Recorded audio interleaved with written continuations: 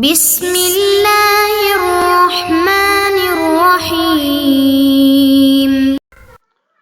بسم اللہ الرحمن الرحیم الحمد للہ والصلاة علی اہلہا۔ عزیز طلبہ، السلام علیکم ورحمۃ اللہ وبرکاتہ۔ شرح الماول کتاب الصلاۃ، خطبات جمعہ کے مستحبات اور آداب پر گفتگو ہو رہی ہے۔ بقیہ واجب اور مستحب نمازوں کو بیان کیا جائے گا۔ خطبات جمعہ کے مستحبات اور آداب پر گفتگو ہوگی۔ خطیب جمعہ کا اخلاقی رذائل اور شرعی ذنوب سے بری ہونا، اول وقت نماز کی پابندی کرنا، عمامہ اور عبا اور خوشبو لگانا، خطبہ کے وقت تلوار یا کمان یا عصا پر ٹیک لگانا، یہ احکام ہیں اور متعلقہ روایات اور احادیث کا بھی تذکرہ ہوگا۔ سب سے پہلے عبارت کو دیکھتے ہیں۔ فرمایا وَنَزَاهَتُهُ عَنِ الرَّذَائِلِ الْخُلُقِيَّةِ وَالذُّنُوبِ الشَّرْعِيَّةِ بِحَيْثُ يَكُونُ مُؤْتَمِرًا بِمَا يَأْمُرُ بِهِ وَمُنزَجِرًا عَمَّا يَنْهَى عَنْهُ لِتَقَعَ مَوْعِظَتُهُ فِي الْقُلُوبِ فَإِنَّ الْمَوْعِظَةَ إِذَا خَرَجَتْ مِنَ الْقَلْبِ دَخَلَتْ فِي الْقَلْبِ وَإِذَا خَرَجَتْ مِنْ مُجَرَّدِ اللِّسَانِ لَمْ تَتَجَاوَزْ الْآذَانَ۔ خطبات جمعہ کے مستحبات میں سے ہے کہ خطیب جمعہ نزاہت اور پاک ہو، بری ہو، دور ہو رذائل اخلاقی، باطنی جو رذائل اور صفات قبیحہ یا بری عادتیں ہوتی ہیں ان سے وہ دور ہونا چاہیے۔ والذنوب الشرعیت، اور اس کو شرعی گناہوں سے بھی پاک ہونا چاہیے۔ ایک تو ہوتی ہے عدالت شرعی، وہ تو واجب ہے، اس کے بغیر تو خطابت وہ یا جمعہ جماعت کرا ہی نہیں سکتا۔ لیکن اس سے بھی زیادہ جو ہے نا جی، اس کو کیا ہونا چاہیے، محتاط ہونا چاہیے۔ گناہان صغیرہ جو کہ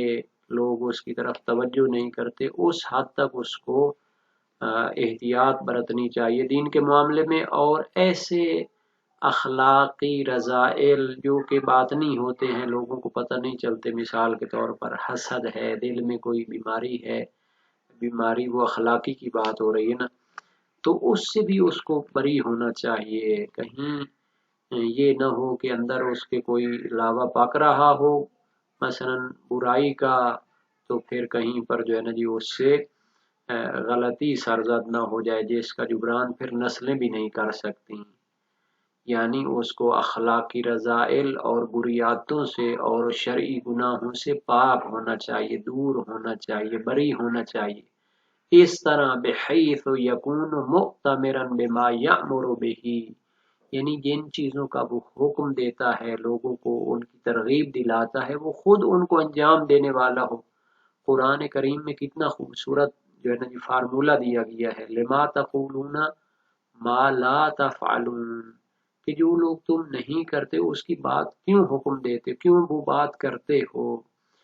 منزجرا عما ینہا عنہ، اور جن باتوں سے دوسروں کو روکتا ہے ان سے خود رکنے والا ہو، اندر سے اس کے ایک پاور موجود ہو جو اس کو الہی احکام کی پیروی پہ جو ہے نا جی کیا ہے لگاتی ہے، جس کو عدالت سے تعبیر کیا گیا۔ وہ بھی ایک ملکہ ہے، یعنی انسان دنیا ادھر کی ادھر ہو جائے، جتنا بھی اس کو لالچ دیا جائے اور اس کو، لیکن وہ اپنے رب اور اپنے نبی اور اپنے جو اولیاء اللہ ہیں ان کی تعلیمات سے ادھر ادھر نہیں ہٹے گا۔ لِتَقَعَ مَوْعِظَتُهُ فِي الْقُلُوبِ، تاکہ جب وہ لوگوں کو وعظ و نصیحت کرے تو اس کا موعظہ دلوں میں جو ہے نا جی اثر کرے۔ فَإِنَّ الْمَوْعِظَةَ إِذَا خَرَجَتْ مِنَ الْقَلْبِ دَخَلَتْ فِي الْقَلْبِ، چونکہ وعظ و نصیحت جب دل سے نکلتا ہے تو دل پہ اثر کرتا ہے۔ وَإِذَا خَرَجَتْ مِنْ مُجَرَّدِ اللِّسَانِ لَمْ تَتَجَاوَزْ الْآذَانَ، جب وہ زبان سے نکلتا ہے اور دل میں وہ نہیں ہوتی بات تو پھر وہ کانوں سے آگے نہیں جاتا، دل پہ اثر نہیں کرتا۔ رٹی رٹائی تقریروں کی بات نہیں ہے جناب۔ خطیب جمعہ اور اس طرح جو ممبر و محراب پہ آتے ہیں، ان کو واقعاً جو ہے نا جی اولیاء اللہ کا نمونہ ہونا چاہیے، سیرت نبی اور سیرت اہل بیت کا نمونہ ہونا چاہیے۔ ان کو کہتے ہیں تالی تلو معصوم، معصومین کی نمائندگی کرنے والے، جن کو جو ہے نا جی جانشین آئمہ بھی کہا جاتا ہے۔ یہ فقہا کے بارے میں اس طرح کی تعبیریں یوز کرتے ہیں، تو کچھ لوگ ہوتے ہیں وہ جنالی خشک مزاج، وہ کہتے ہیں یار ان کو آپ پروموٹ کر رہے ہو، آپ لوگ حدیثیں تو پڑھو۔ بہار کے شروع میں کتاب العلم والعلماء ہے، اسی طرح کافی شریف کے مقدمے میں عالم کون ہوتا ہے، یعنی خطیب جمعہ جماعت کون ہوتا ہے، ممبر و محراب پہ آنے والا کون ہوتا ہے۔ ہاں جی، قرآن میں کیا بہترین تعبیر ہے، انما یخشی اللہ من عبادہ العلماء۔ یہ جو علماء ہیں، وارثین پیغمبر اور اولیاء اللہ ہیں، یہ خشیت الہی رکھتے ہیں دلوں میں۔ اللہ نے گارنٹی دی ہے، انما بے شک، یخشی اللہ، اللہ سے ڈرتے ہیں، العلماء۔ تو ظاہر ہے اس میں یہ تو نہیں ہے کہ دوسرے لوگ عالم نہیں ہوتے، وہ بھی اس میں آ سکتے ہیں، لیکن کم از کم جو عالم ہیں وہ تو نمونہ بنے، وہ تو آیات الہی کو پورا کریں۔ تو بہرحال بہت بڑی ذمہ داری ہے، جو اس مرتبے پر فائز ہونا چاہتے ہیں، تربیت کی ضرورت ہے انہیں۔ پھر دنیاوی مشکلات اور ان کو دیکھ کے پھر یہ نہیں ہے کہ جناب یہ غلطی ہم سے کیوں ہی، چونکہ ہم مجبور تھے، ہماری دنیاوی اتنی مصیبتیں تھیں، اس کو نہیں دیکھا جائے گا۔ اگر نہیں کر سکتے پھر اس مرتبے سے ہٹنا پڑے گا، کیونکہ جب انسان پوری سوسائٹی اور پورے علاقے کی جمعہ جماعت پہ قائم ہوتا ہے تو پھر اس کو جناب علی نمونہ بننا ہے، اور چھوٹی چھوٹی جو حتیٰ نظر نہیں آتی برائیاں دلوں میں ہوتی ہیں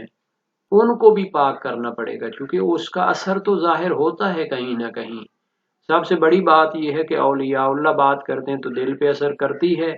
چونکہ ان کے دل سے نکلتی۔ دوسرے جو رٹی رٹائی باتیں کرتے ہیں، پھر لوگ کہتے ہیں یار بس آ گیا ہے تو سن لو، لیکن دلوں میں اثر نہیں ہوتا اس کا۔ جی، وَمُحَافَظَتُهُ عَلَى أَوَائِلِ الْأَوْقَاتِ، اور ایسا ہو خطیب جمعہ کہ وہ اوقات کی پابندی کرنے والا ہو، اول وقت پہ نماز کی پابندی کرنے والا ہو، لِيَكُونَ أَوْفَقَ لِقُبُولِ مَوْعِظَتِهِ، جب اس طرح وہ ذکر الہی کے لیے، بندگی خدا کے لیے اول وقت کی محافظت کرنے والا ہوگا تو لوگ اس کے وعظ و نصیحت کو ترسیں گے اور وہ دلوں میں اثر کرے گا۔ اوفق لقبول موعظت، اس کے وعظ و نصیحت کو قبول کرنے کے موافق دلوں میں آمادگی پیدا ہوتی ہے۔ نہیں، جو لوگ خطیب جمعہ کو جناب علی رکھ سکتے ہیں وہ اس کی بات کو دیکھ نہیں سکتے کہ کہاں سے بات کر رہا ہے۔ یہ بھی ایک غلط فہمی ہوتی ہے، بعض اوقات لوگ سمجھتے ہیں کہ جناب بس ہم اس مرتبے پہ فائز ہو گئے ہیں، بس لوگ اب مانیں گے بات کو۔ دلوں میں اثر تب ہوگا جب وہ عمل میں دیکھیں گے اس چیز کو۔ خود مولوی صاحب کو اگر بلانا پڑے اور وہ جناب علی جو ہے نا جی کیا ہے ادھر ادھر کے کاموں کو اولویت دیتا ہو، نماز کے لیے اس کو بلانا پڑے، تو پھر لوگ خود بخود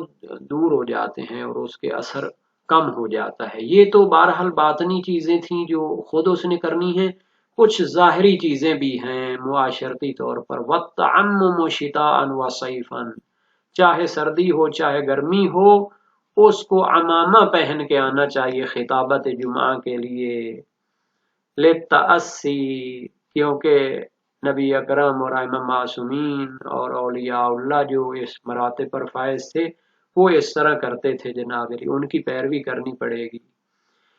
اس کے اثرات بھی ہیں۔ اب جناب علی ایک ایسا خطیب ہو، ڈھیلا ڈالا خطیب، اس کے سر پہ جناب الٹا سیدھا ماما باندھا ہو تو کیا اثر ہوگا؟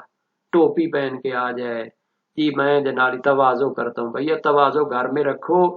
پوری سوسائٹی کو جب خطاب کرنا ہے اور ان کو قرآن اور سنت پیغمبر اور اولیاء اللہ کی باتیں بتانی ہیں تو پھر اس کے لیے تمام پروٹوکول جس کو کہہ سکتے ہیں، تمام آداب اور مستحبات کی پابندی کرنی پڑے گی۔ مضیفن الیہا الحنک والرداء، بلکہ امامہ فقط وہ سر کی حد تک نہ ہو بلکہ اس کا ایک اور بھی جو ہے نا جی ہونا چاہیے مزید اس کی مقدار کے جو بات جائے، اور اس کو کیا کرے اپنے جو ہے نا جی کیا ہے گردن میں ڈالے تحت الحنک، یعنی کہ اس کا ایک پہلو بچ جائے جو کہ جناب علی اس کو گھما کر تحت الحنک بنا لی جائے۔ والرداء، نیز اس کے ساتھ اضافہ کرے ابا قبا جو ہوتی ہے ردا پہننا، تو جناب علی یہ مفت میں تو نہیں آتی چیزیں، اب ان کے لیے پھر خرچہ تو کرنا پڑے گا۔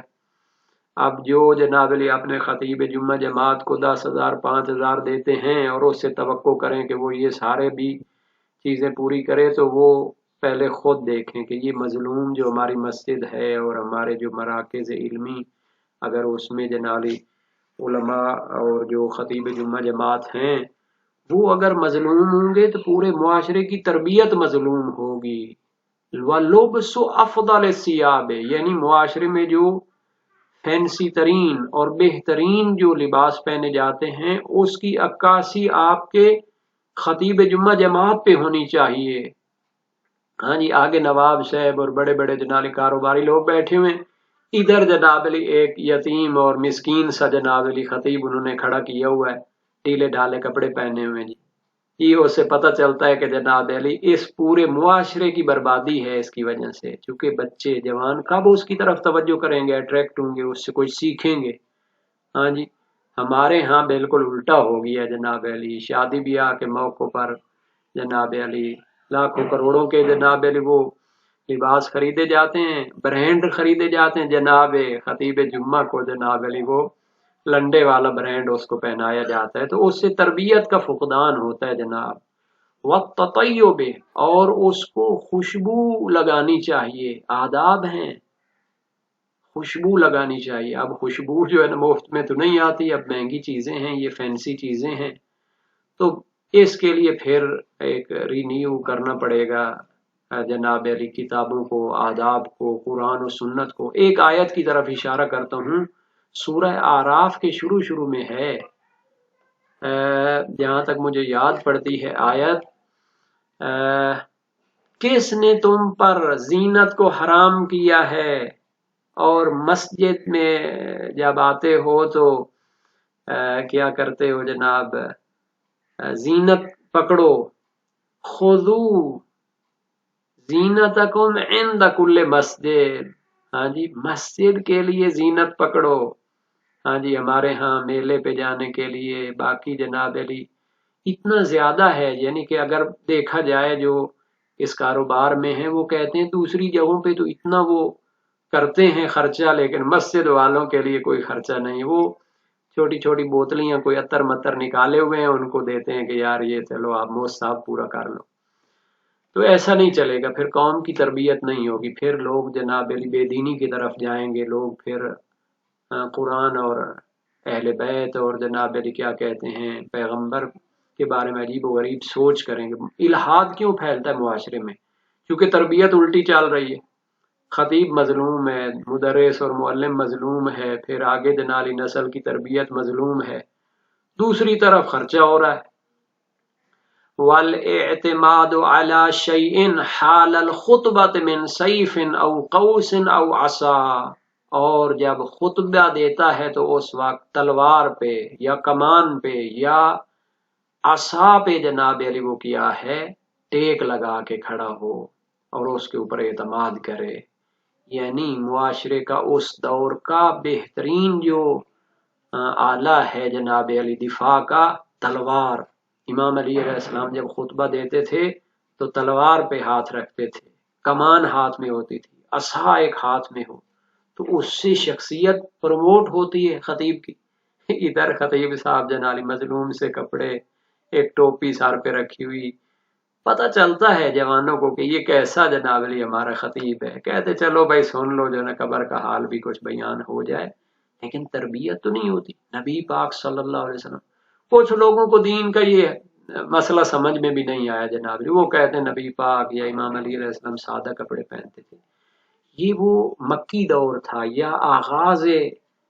اسلام تھا، اس میں مشکلات تھی، لیکن ائمہ معصومین نے اس کی وضاحت کی ہے، بعد میں ایسا وہ ان کا لائف سٹائل کہہ سکتے ہیں، زندگی کا رہن سہن تھا، کاروباری لوگ تھے، لوگوں کی مدد کرتے تھے، لوگوں سے مانگ کے نہیں کھاتے تھے، تو وہ لوگوں کی مدد بھی کرتے تھے اور معاشرے کی تربیت بھی کرتے تھے، لوگ ان کی بات سنتے بھی تھے۔ اب ہمارے ہاں جب الٹا ہو گیا نظام تو پھر اس کا اثر بھی نہیں ہوتا۔ یہ سارے مستحبات کیوں ہیں جناب؟ مہنگی چیزیں ہیں۔ فرمایا لیل اتباع، چونکہ اتباع کرنی ہے جناب علی اہل بیت کی، نبی اکرم کی، اور جو ایک سیرت چل رہی ہے تو پھر اس کے لیے چیزیں کرنی پڑیں گی۔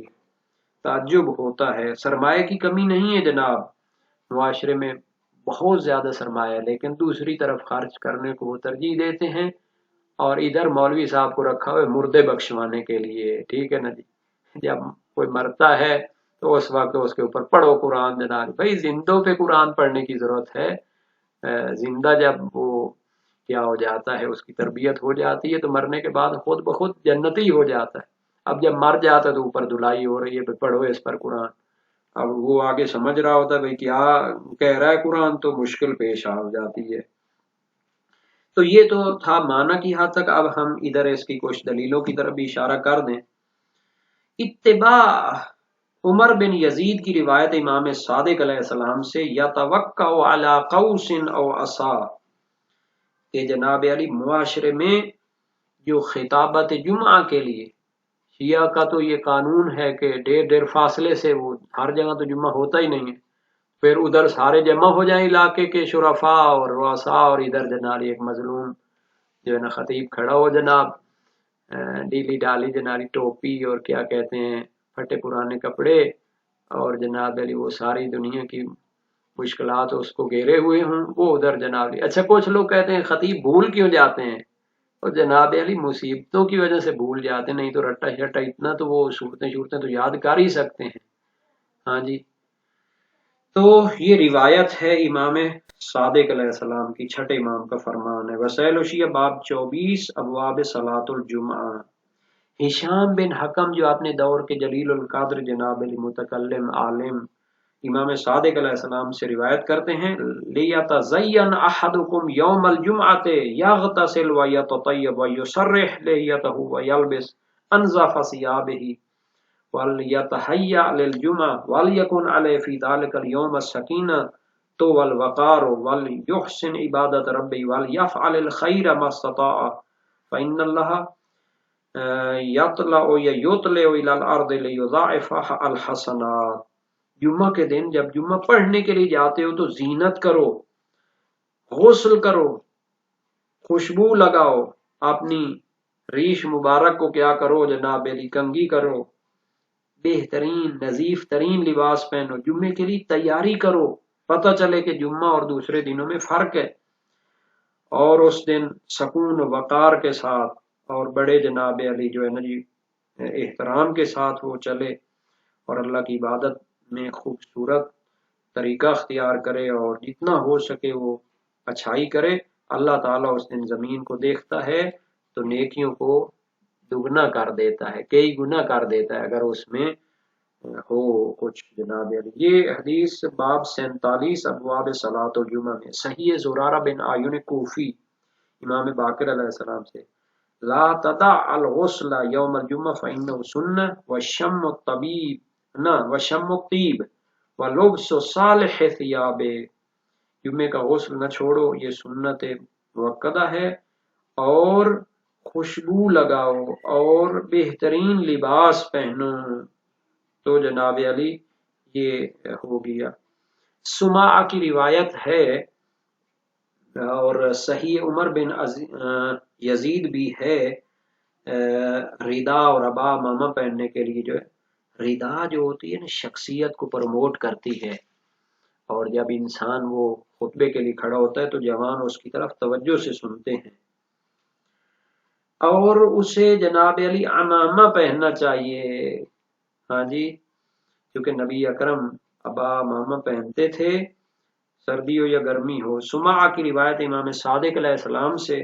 ینبغی للامام الذی یخطب بالناس یوم الجمعہ یلبس عمامۃ فی الشتاء والصیف، جو جمعے کے دن لوگوں کو خطابت کرتا ہے امام جماعت تو اس کو امامہ پہننا چاہیے، سردی گرمی ہو، یا تردہ ببرد یمنی و عدنی،